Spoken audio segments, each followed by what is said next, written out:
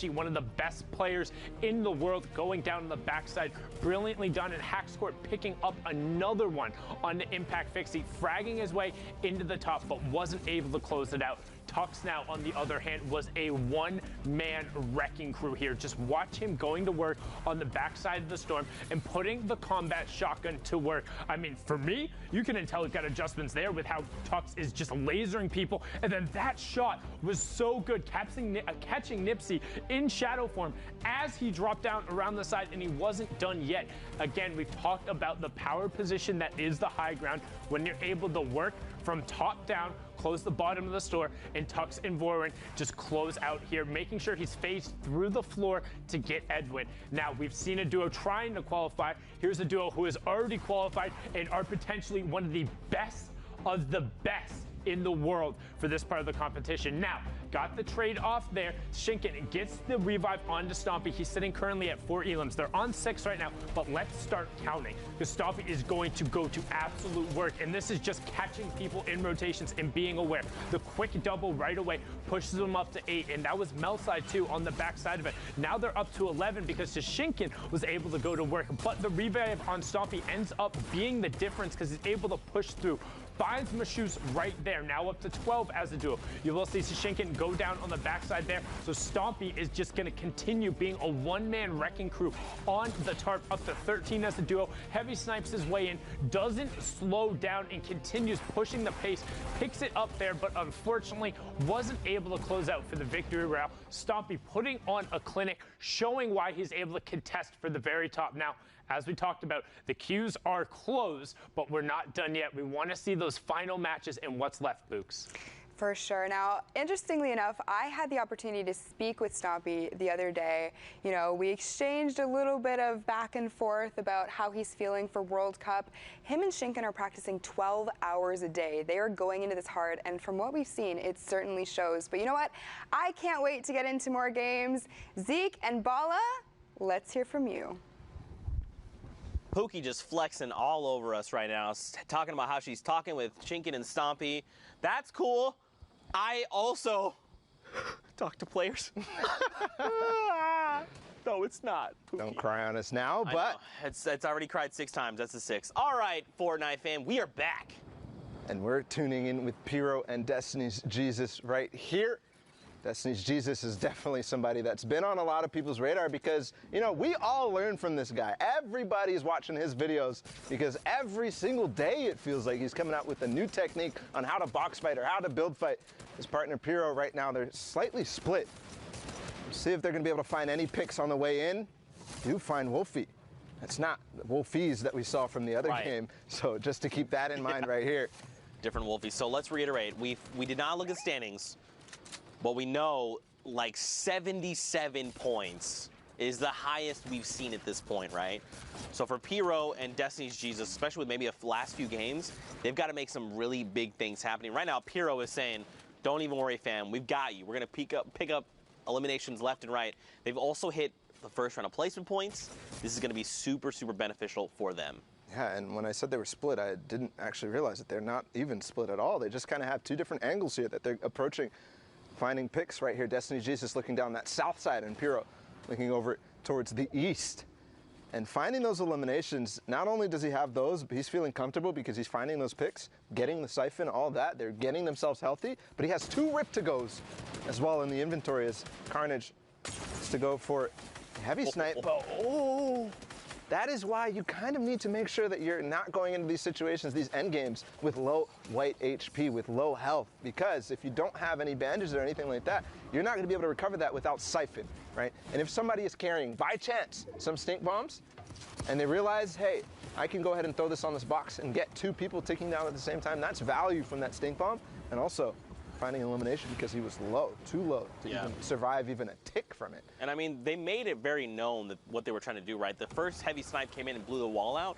At that point, you got to just build a wall, re-edit your ramp, and then just like move a 1x1 space back, right? A grid space back, because you know what they're trying to do, and you've got to expect. I did not expect that. Another stinker here, and this is what I'm talking about, right? You already see the players trying to get away from the stink bomb there, but in a similar fashion, you got to be ready. You got to think, what could they have at their disposal? They're trying to pressure us right now, especially this position. We've got to be ready for a stink to come in. But right now, Carnage going to look to reposition. Pretty good spot right now on this far side of the circle. Now we're just waiting. Heavy Snipe comes in, the tree's in the way though, and I don't think there's a player directly in this box. He might have thought, because the tree was in the way, that they were hiding behind. Yeah, exactly. When the sound is there, you kind of hear the sound cues, you know that there's something coming, but regardless. Oh! There's the player! He comes in from the side. They both edit into the same box from different walls, and that's going to be the end of probably both of those duos, unfortunately, because they're fighting right on the edge of zone and with walls ahead of them as well. They're not going to be able to make their way out that easily, and a lot of players are going to realize exactly what's going on. But look how high Vapors and Yuto are right now, and we're already down to 12 teams in this game, Zeke. I mean, they've got the builds, they've got a Flint Knock, they've got a Chug Splash, just a single one if they need to get crazy. They dropped out in the box, the first shot misses, 125. And Land gets destroyed there. The Chug Splash going to help top him off. Unfortunately, look, his dual partner Yuto up above has been dropped, so now it is all on the shoulders of Vapor. They have 3 eliminations between them, so they've got to chain together more if they're looking for more points. Thankfully, the Storm goes back the opposite way. And look who actually took high ground from them. It's Destiny's Jesus and Pyro, who we saw in with before, and he still has that GL that he's been using the grenade launcher from range, finding himself one before, and they're actually going to find another Rift to go. Not going to be that useful right now, but that GL is going to be, because they are having a free roam range right here up on top. They can throw this GL down in so many different cracks. And did he get it in that wall? Yes, but it's not going to find any damage. Actually, somebody fighting for height right now, but with those build fight tactics that he's been working on, he's going to go ahead and crank right back up and not let him take it. But in this case, does end up taking it. The Chug Splash coming in. Ooh, a Rift play. This is kind of an all or nothing. They might land on Alpha and Blaster right here. No, they're going to go out and scoop back out of the zone, but no, Pyro lands, and Destiny's Jesus didn't, so a little bit of miscommunication right here. Is Destiny's Jesus going to be able to maybe knock this out? Because I know Pyro has something. He does find Blaster, so is he going to actually take this team on head-to-head right now and possibly put themselves in position to win this game? Destiny's Jesus making his way right back up, and this fight is for all the marbles. The spam coming in from below, and that's going to be the end of Blaster and Alpha. Pyro and Destiny's Jesus took the high ground.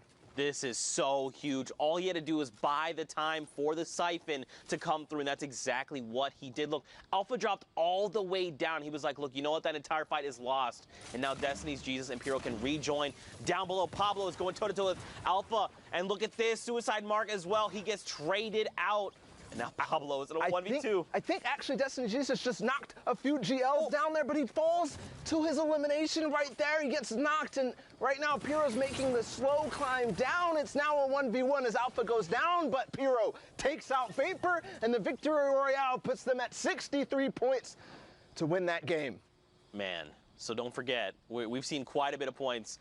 They very well could be contesting for top 5 right now, and that would be absolutely huge. But of course, more games, more action to tune into. We're over by Tomato Temple. Look at it. All hail your tomato overlords. Well, right now, just a recap of where we're talking about in terms of standings. You said that the highest points that we saw was, what, 77? 77. So that's the highest we've seen so far. Destiny's Jesus and Pyro at 63 or maybe 64, depending on how that updates with that last elimination. They could be pushing up towards not necessarily qualification range just yet, but another one of those performances, and they very well could be. Remember, though, the queues are closed, so that could have been the last game that we just watched there. But here's Rennick takes out Mitro, and his teammate Vermax is already down, so Mitro himself did not have his dual partner Mongrel, but we already know their prowess. They've, you know, it seems as if they've qualified multiple times for duos already, Mitro and Mongrel, so they're not worried about that. Obviously not getting a chunk of that $2 million that's spread across all the regions. But again, talking about the scores and the standings, right now you can see Frenzy and Ads are already kind of tied with that last team that we saw. Yep. So possibly and if I remember, up through this game. If I remember, it was Stomping Toshinkan, right, that had 77. If I remember correctly. It's honestly probably so much action. If that's an assumption that we're trying to make, I think we can go ahead and make that comfortably. I think what I was also going to say in regards to that is that don't forget they've already qualified, right? So even if they're sitting at that #1 spot, that shifts the entire standings down, all right? So not 1 through 4th that are going through, but instead 2 through 5th will be going through. But right now, And that's a story in and of itself. Yeah. Stompy and Shinken, they have done it every single Oh my gosh, duos dude. week. They have done it every single duos week. They have not missed a beat on making sure they're up in the top spots every single weekend. Man, to get and be able to like get that kind of practice, right? And to keep doing it. One thing would be like, we qualified, we hit, you know, the very next week we hit first, all right, then we've hit at least like maybe top 10. But no, these guys are hitting top 3 The value back out of to these back. stink bombs right now, Zeke. I think he's going to get both from this last one. I think this is going to do it. I think his HP is going to be gone, but no, not throwing it all the way ahead, but he's going to find the AR shots regardless. So Ghosty and Jamif falling to, you know, he actually still has 2 more stink bombs right here. That's crazy. And don't forget, these get more valuable as the circle closes, right? Because remember, this is the space of, or I guess the stink cloud, is a little bit bigger than a 1x1. So as that circle continues to close, you can really be putting some people in really tough spots, especially when you're basically just saying, the entire play space you're in right now, boom, I have dealt it, you're smelling it. Classic Zekeism right there. He always gets the last laugh. But moving into the rest of this game right now, it's Zeke and Narcos on high ground. You know, I really got to reach out to Zeke here because we have the same name, and every time Sundown is on broadcast and says his name, I look and I'm like, wait, did you say my name? Does he need me? Oh, never mind. It's just Zeke and Narcos. Yep, that's fine. Yeah, always on high ground, always winning games, something that Zeke is not familiar with. Dang it, I was going to make the joke. You beat me to the punch. But Yarkos and Zeke are certainly familiar with it as they take high ground and hold it against Kaspersa, who tried to take it from them. Yarkos is qualified in solos, not just yet in duos, but we'll see here if the Polish duo can do it. Can qualify for New York. They're at 57 right now. We saw a couple of players that were ahead of them in terms of points in this game. Right. So everything matters. Remember, every interaction counts. I think he has another opportunity here to knock down, but no, they're not going to take it. They're going to decide time to back off, but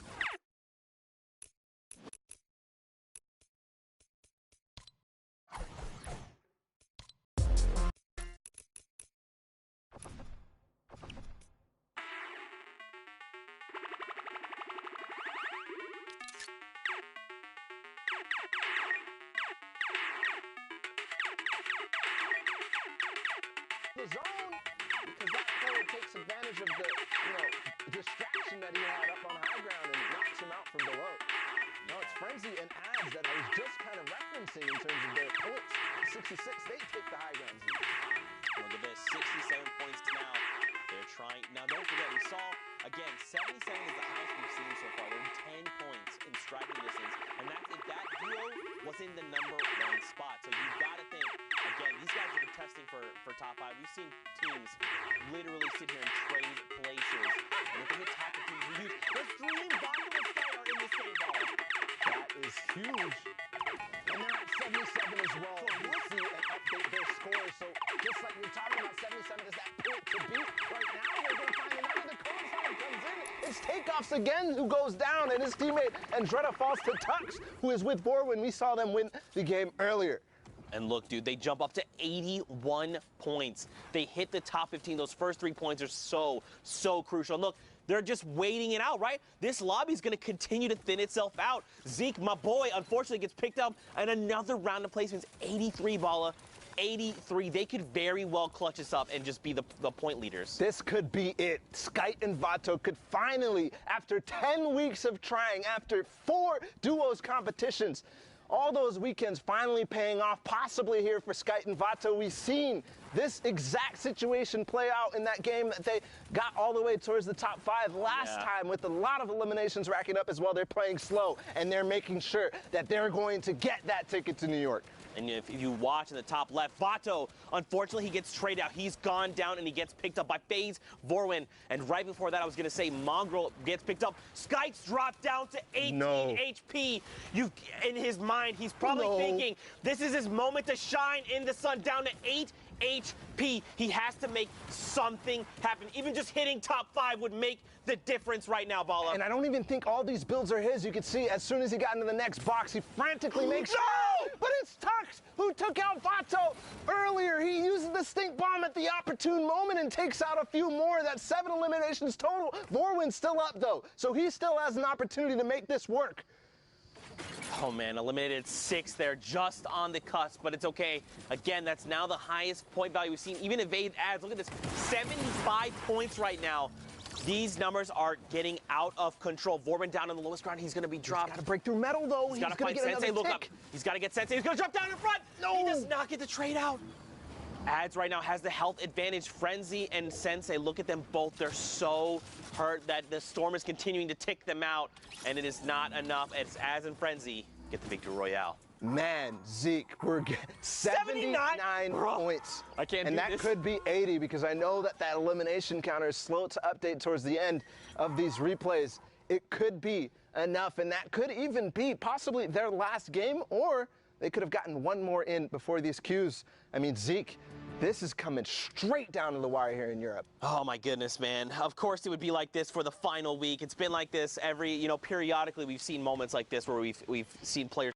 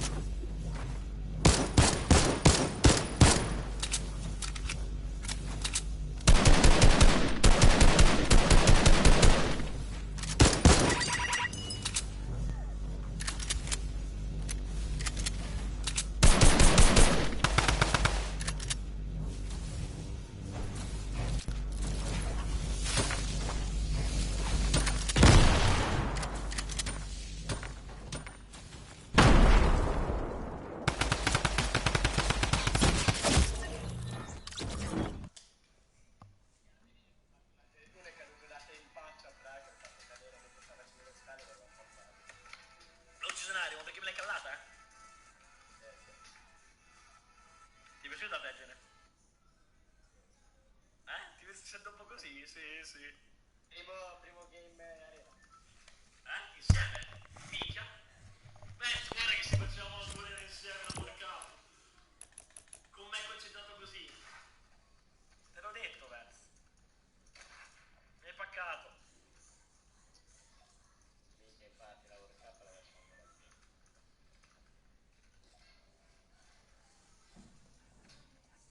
Il tuo pesce. Off gene?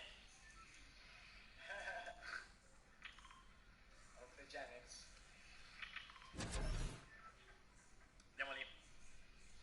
Ho capito, Biava, ho letto adesso, grazie mille.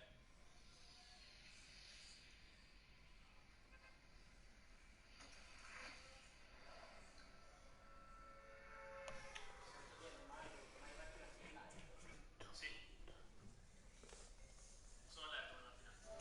Andiamo con gli sponsor domani mattina. Ma se vuoi venire a giocare anche tu, ci facciamo tutti due arena un po'.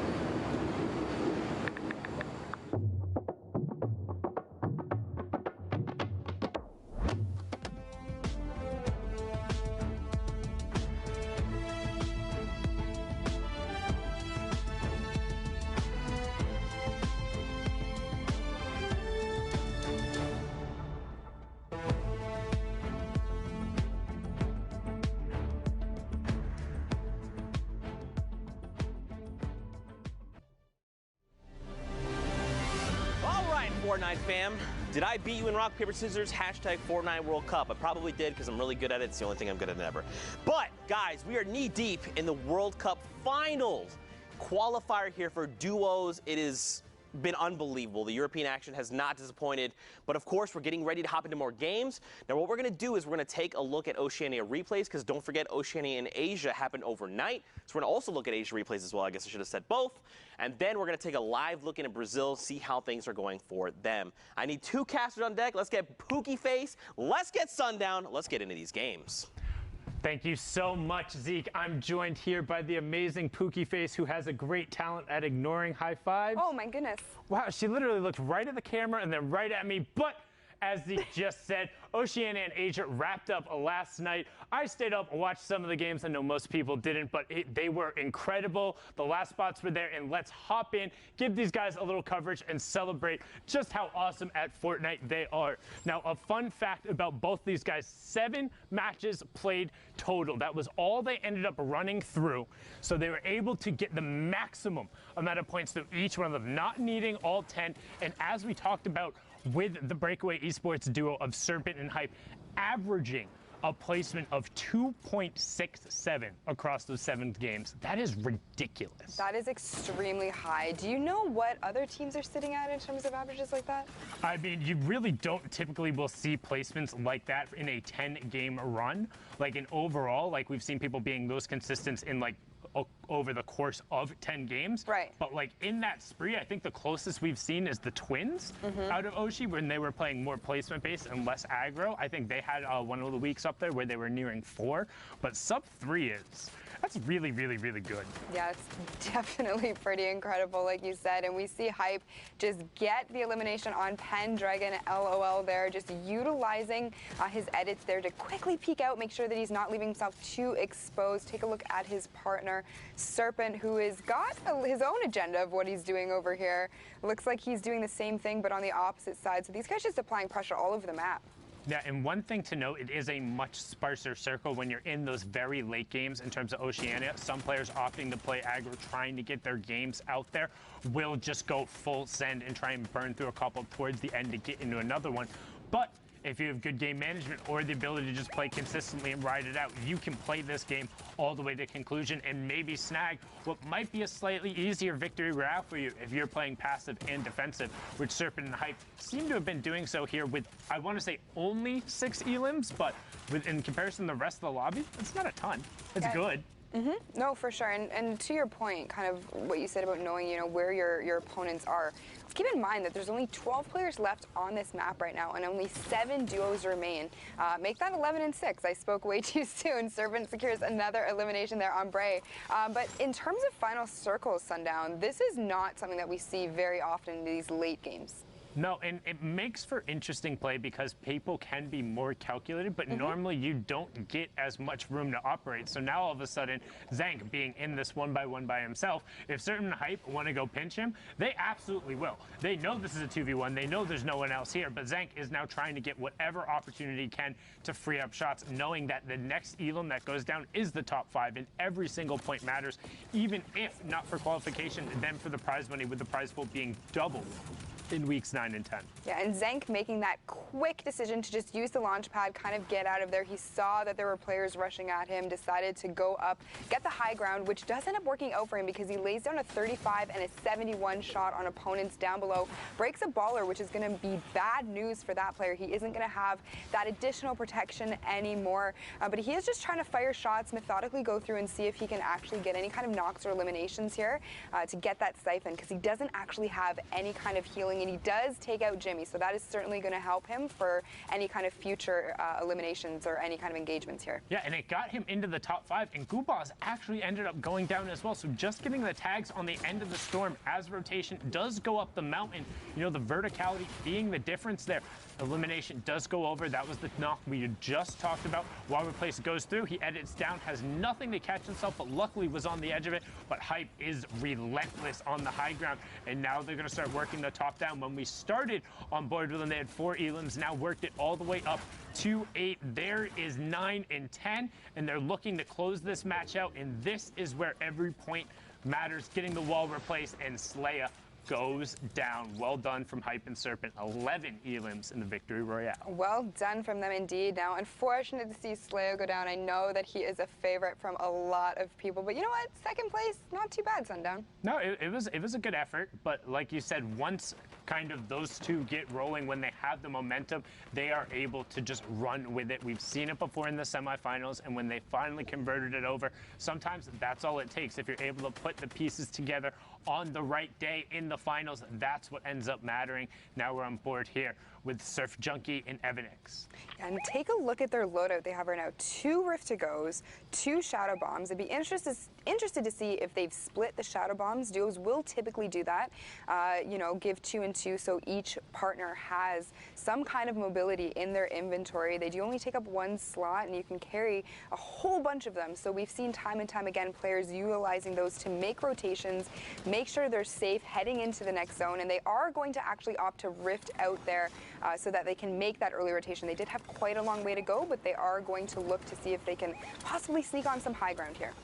Yeah, the thing is there, well, it seems like it is a little bit of an early rift. If you look at the bottom right-hand corner, majority of the players were in their path in order to get to the rotation. So when you have 2 rifts and 2 extra shadow bombs as well as a ton of the shields, you can afford to be a little more aggro there, and they're actually able to now get priority on the zone and pick up an elim as well. But can they get the mats and then disengage out with whatever upgrades they so desire? Again, Surf Junkie taking a lot of damage there, so he is going to have to really focus on getting healed up before they, you know, make the next rotation or before they take another engagement, because you certainly do not want your duo's partner going down or falling to anyone at this stage of the game. That certainly can spell disaster. But we are going to take a look here at Serpent and Hype. We saw a little bit of their gameplay in the last game. They look as though they're playing very, very well together today. And you know, let's just see what they can pull out right now. Yeah, so these were actually, so the last game we watched was their second to last game, and this was their final game of the evening. So that's kind of why it ended up being such a thinner lobby. It was a lot of the players trying to get through and use the last of the games, but Serpent and Hype saying, that's fine, we'll play it for a victory royale. And right now, inside the first placement threshold, already on 7 elims for this match. So that's 10 points so far coming out from this game. That's what we talk about when we say maximizing efficiency in every single one of your lobbies. If you're making it into the final placement threshold, getting a couple of those victory royales and getting elims as well, no, it makes it very difficult for everyone else in the lobby to even keep pace with you. Yeah, and you know, that we've seen time and time again has worked out for so many players, you know, really just being very aggressive, just going full send. It doesn't matter what game you're in, that can always bode well. He does get the knockdown on oh my gosh, Surf Junkie and Evanix just fall to him completely, no chance, and we've seen them play very strong in the past, so that is very surprising. But Serpent does pick up the Rift to go and 2 extra Shadow Bombs, so now the tables have turned, Sundown. He has got all of the mobility he needs. They just have so much control over this lobby now with the high ground. They can see nobody else is even remotely close to it. There's the far side of the lobby. You will see Lunar and Alpha trying to put some shots on it. Prince Charming comes sailing in, but there was a Shadow Bomb directly in the box behind it. I don't know if Alpha realized that. Gets high ground taken away from him second. Boxed in, no traps coming out. Does finally put one down, and Kaiser can't avoid the damage there. 15 health on it. Needs to throw the Chug Splash at his feet or get the edit out. One of the two has to happen very shortly. 15 HP, was able to get back up to the high ground. Is going to opt to just pop the minis and then go for the Chug Splashes. Yeah, I mean, at that point, it wouldn't have really mattered too much what he chose to do, because you are only getting 20 HP effectively from those Chug Splashes for each one that you throw down. He did wait for his partner to join him, though, because there is that area of effect with the Chug Splashes. You get 20 health, your teammate gets 20 health, so not everybody gets 20 health. Well, that's tend to be why you see it more run in duos, but also just love having shields all over the place. But now Serpent and Hype going aggro, and we've seen it putting the dual combat shotguns to work, focusing on that with the loadout and making sure they're shooting together. But right now, Serpent has been chipped out a little bit. However, they're into the top 10 in terms of the team. So 5 placement points been picked up so far, and look at that. Prince Charming gets taken down. No fairy tale ending for you there. It's just back to the lobby, and considering this is the last match, that's the end of your World Cup run as Serpent and Hype able to clean that up. There's another one going over up to 12 in all the resources from it, and they saw that Shadow Form player. Look at him just running. What is happening? Sundown. He was just, you know what? I think at that point he was just trying to do whatever he could to stay alive. Unfortunately, Hype and Serpent met him there, but Serpent does actually go down, and he is going to fall to the storm. It is going to be completely up to Hype now to carry the rest of this game.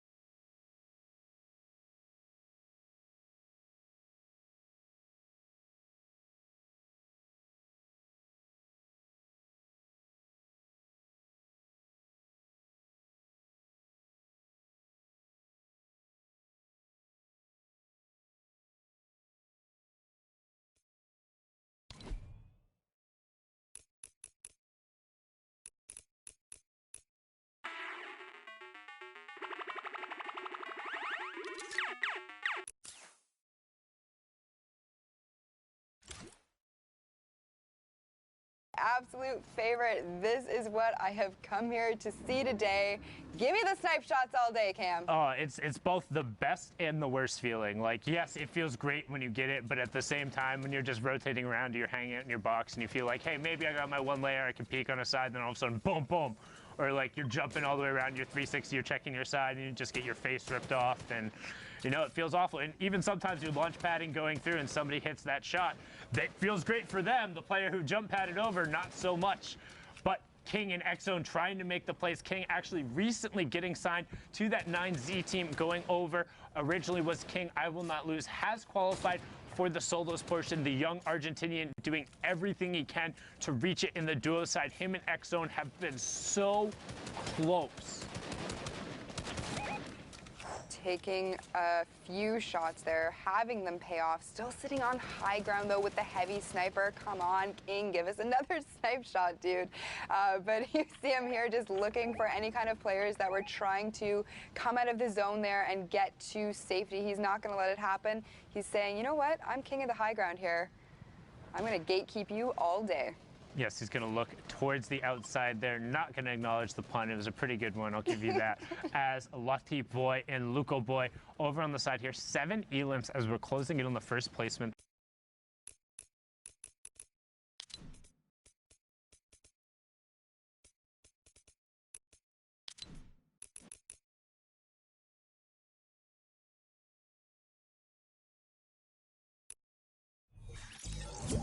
Ha lì c'è un esplosivo che non mi piace per niente.